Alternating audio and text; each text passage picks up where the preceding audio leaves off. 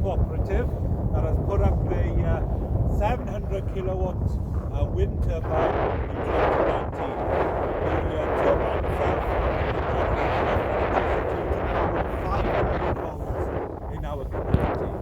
And it's projects like this that I would like to see happening all over Wales, where community take charge of local energy production and sell it to the grid. And during the first year of production, I've seen £135,000 generated from this turbine, and that money then is being used to finance the development, but also profits going towards community renewable projects, environmental projects funded by local people through selling energy to the grid.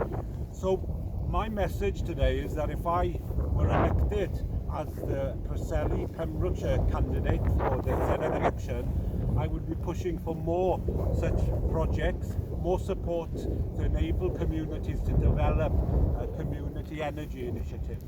So by working together, we can achieve great things.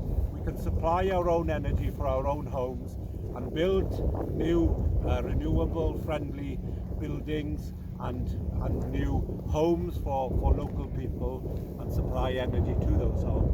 So together we can make it happen. So let's go for it in May 2021. Diolch yn fawr iawn.